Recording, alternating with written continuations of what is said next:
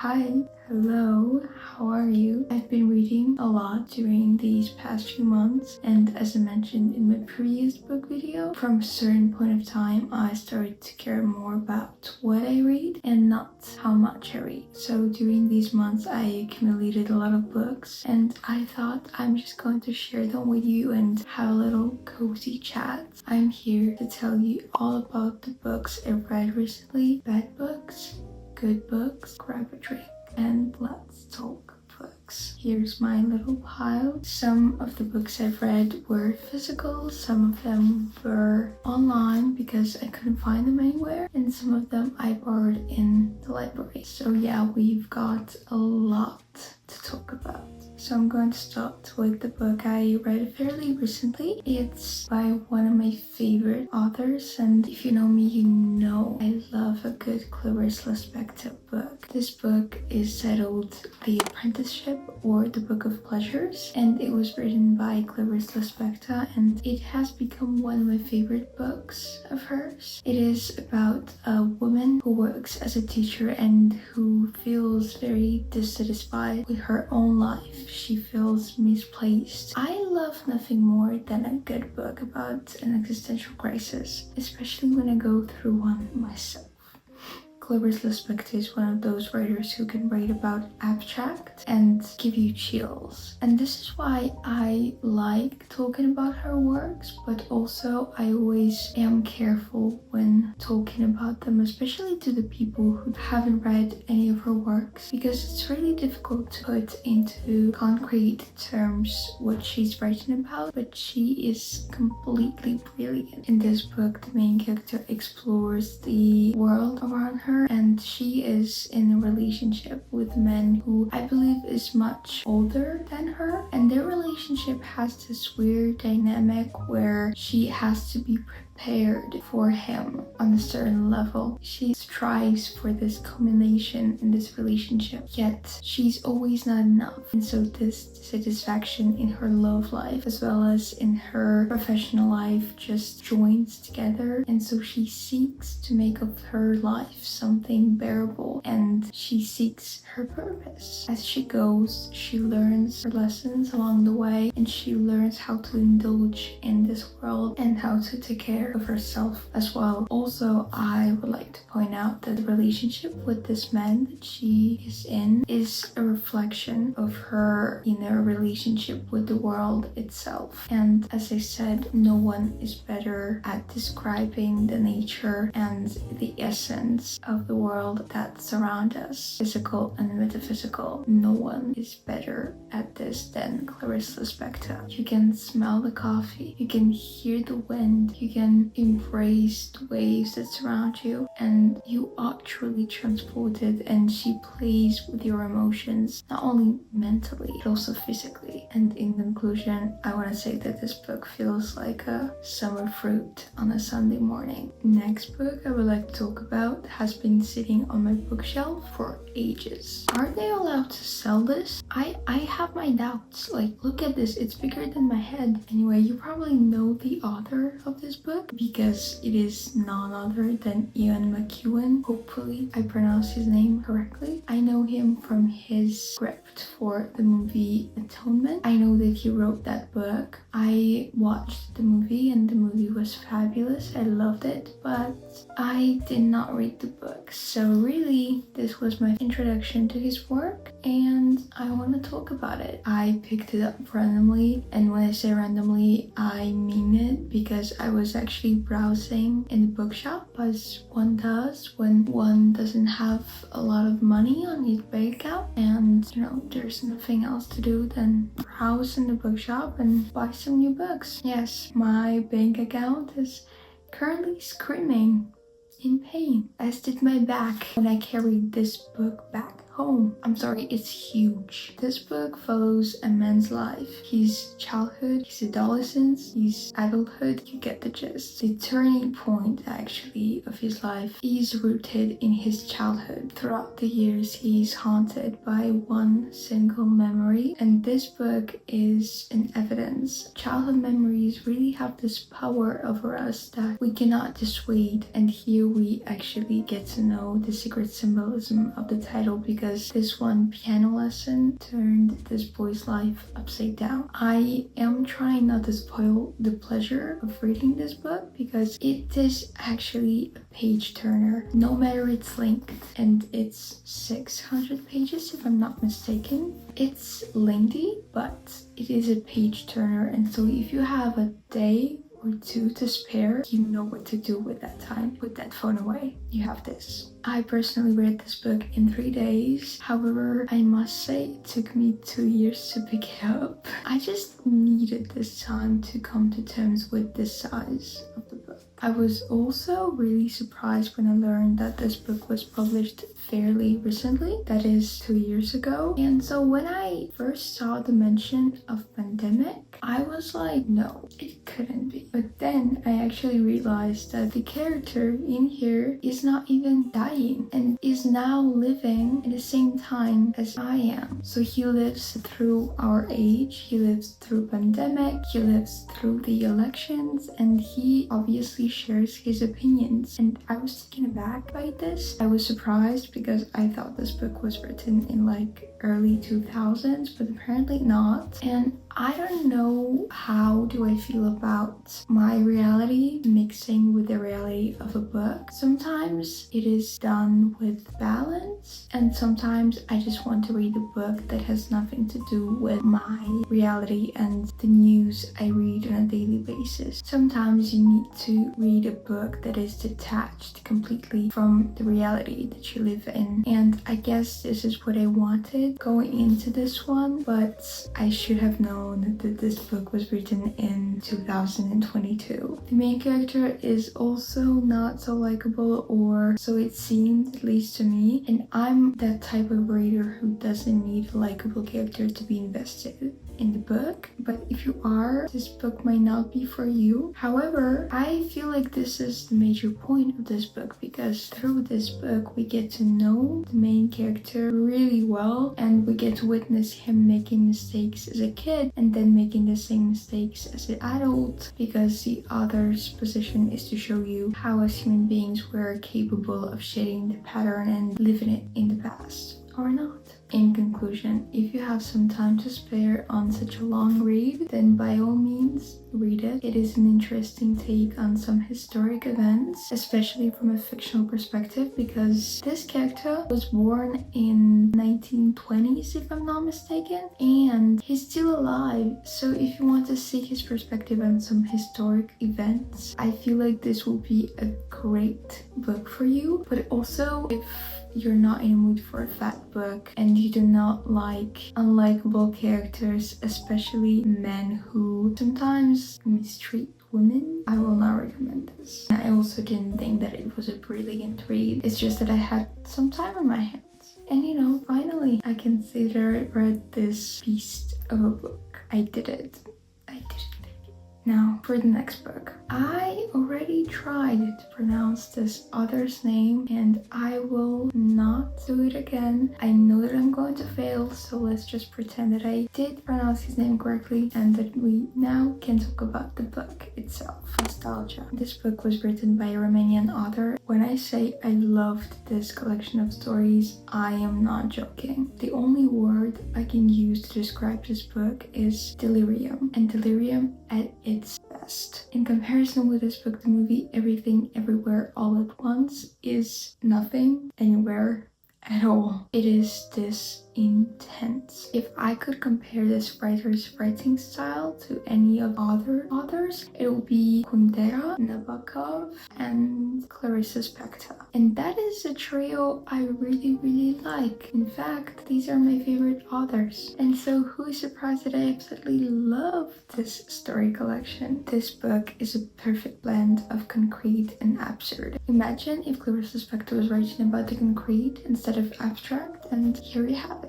this book. Also, the tone of this book is witty, which really reminds me of Nabokov. In general, the atmosphere is very charming, inviting, and showcases the ridiculousness of life itself, which is what Kundera usually does in his work. Attention though, this is not a collection of short stories. I was going into this thinking that I can finish all of them in 2 days. However, each story in this book is 100 pages long. And so basically, this is a book with 4 different novels in it. So if you're not ready to read a 100 pages long story, I don't think this book is for you. Also, quick warning, this book has basically no dialogue. Even the dialogue is woven into the descriptions.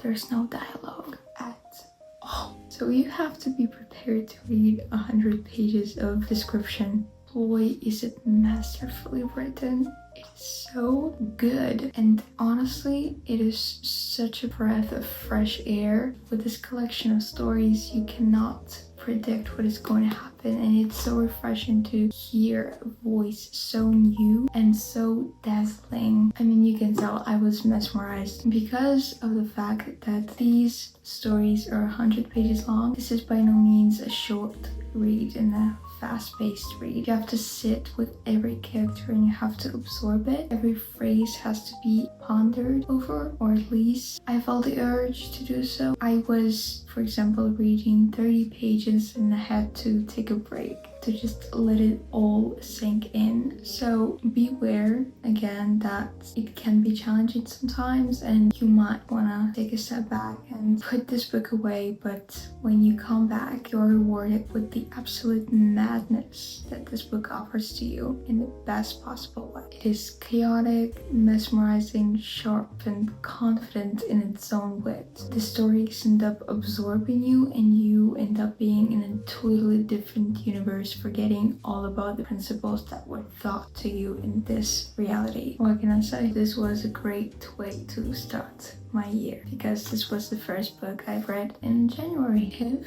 on the other hand, you are in the mood for a fast-paced short story collection, I've got a treat for you, baby. The Whole Story by Ali Smith. This is a short story collection, and I was at first suspicious when going into this because, first of all, I've never heard of Ali Smith, and I only started thinking about buying her book when I saw it on my Pinterest feed. So here's that. And also, I'm not a short story collection fan. If you know, you know. I often think of short story collections as of slaps in the face. It is very hard for me to transition from one story to another, and so being slapped in the face is not a pleasant activity. Let me put it like that. With this one, however, I felt caressed and not harassed, which is a change, a good change. This collection of short stories is smooth and balanced. As a reader, when finishing these short stories, you feel completely satisfied and at peace with yourself, which was surprising to me, and I was impressed. This was a perfect read to pair my coffee with. And also,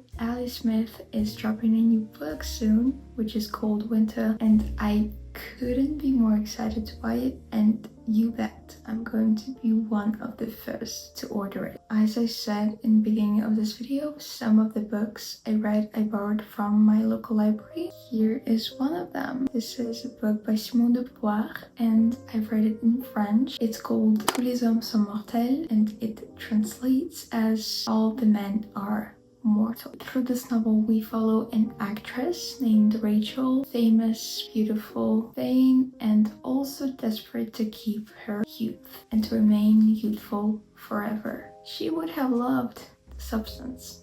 Let me put it like that. At one point, she meets this mysterious Italian man, Raymond Fosca, who hides a secret. In fact, he has been living for centuries on end now. How is that possible? Rachel wants to figure it all out. Also, through becoming closer to him, she hopes to gain some type of immortality because she hopes to be the woman of his life, the one he will remember forever, and so she will be living in his memory. But when Raymond Fosca finally opens up about his past lives, about battles, about his past relationships, and all of the adventures he had to endure, Rachel realizes that immortality is not only a cure, but also a curse. This book explores the notion of striving for power and wealth, as well as for immortality, and the fact that immortality in of itself can be considered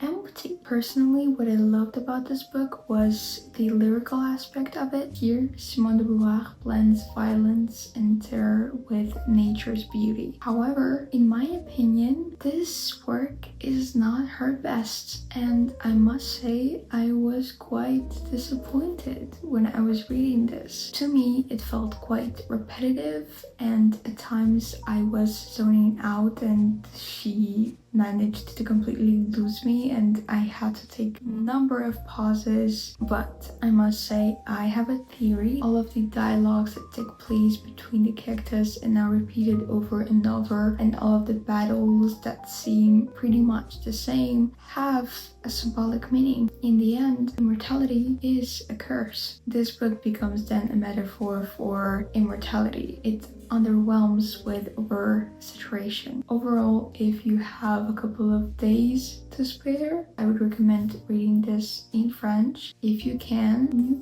pick this book up. It might be a good company. The next book I'm going to talk about is not surprising at all. This author finds himself in my reading list quite often, and it's none other than Evelyn Waugh. Of course, I couldn't walk past the book written by Evelyn Waugh, and of course, as a dutiful reader, I finished it in one day. And I must say, I truly believe that Wild Bodies by Evelyn Waugh inspired Gossip Girl. In Wild Bodies, we follow a group of privileged and elitist youthful people. We dine at the luxurious parties and we witness the most obnoxious of incidents. In this book, the rich become only richer, and the amusement they offer to themselves become as frivolous as the illusion they are absorbed in. Because even in the state of war, it seems to them that their lives are eternal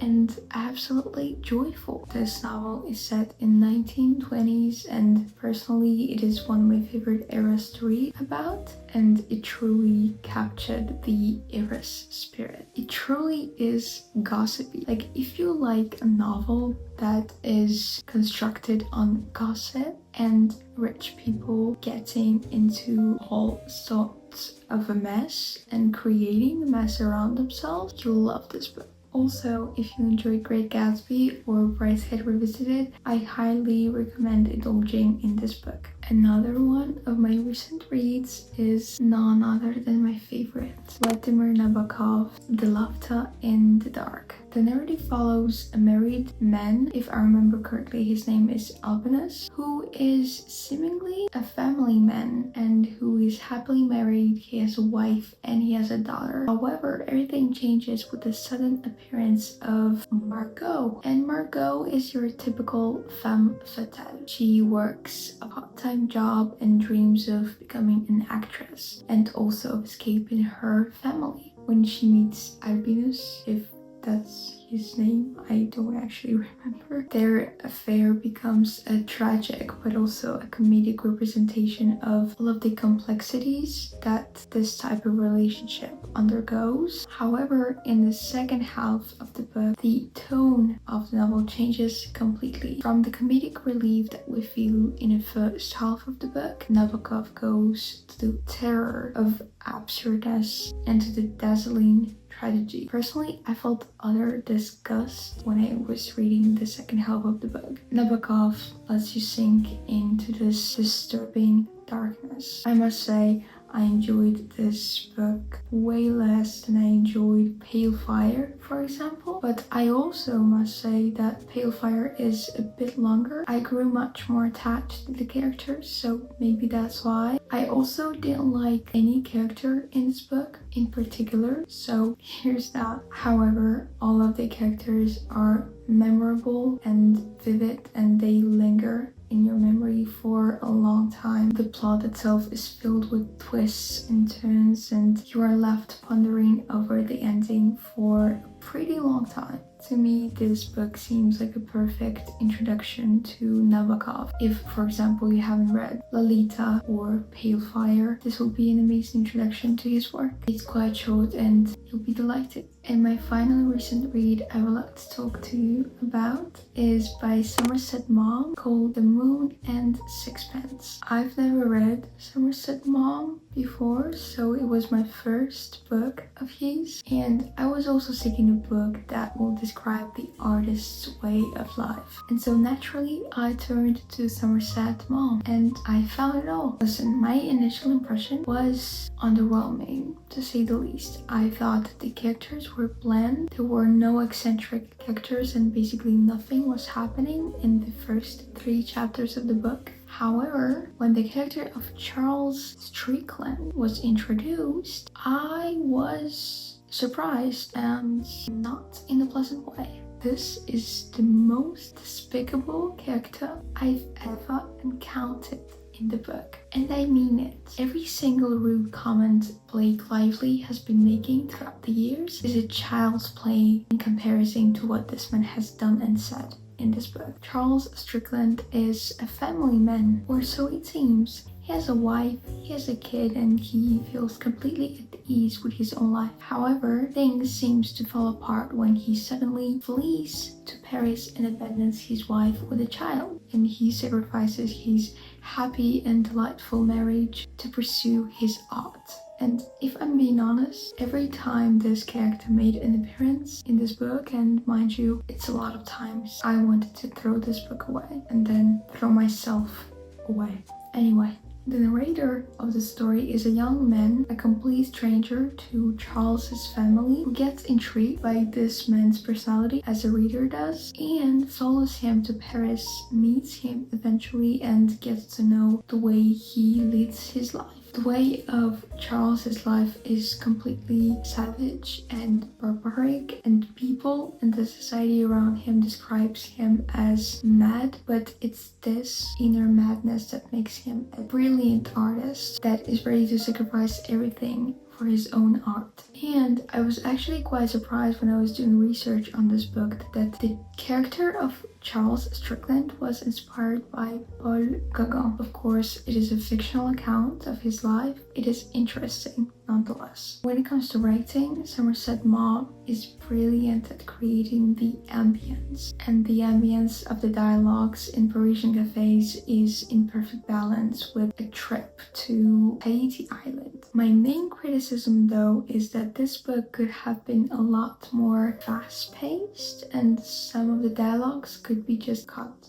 short. Also, if we could cut all of the Charles scenes, that would be nice. I don't know how I feel about this character. This character is what makes this book special. However, by the end of this book, I realized that I cannot take him anymore in any dose. What I loved about this book is the debate that it raises between the material and immaterial. In fact, the question that we ask ourselves as a reader is whether we are capable of controlling this striving for something else that we are so obsessed with. When do we feel content with our present? And as Somerset Maugham wrote, and actually that explains the title of the book, if you look on the ground in search of a sixpence, you don't look up, and so you miss the moon. How many of us have missed the moon? That is the real question. And I honestly loved these lyrical aspect of this book and the symbolism. Overall, I was not blown away by this read, but if you are the one to indulge into the novels about artists and about how different artists pursue their dreams and struggle with the societal norms, if you like this type of books as much as I do, you will enjoy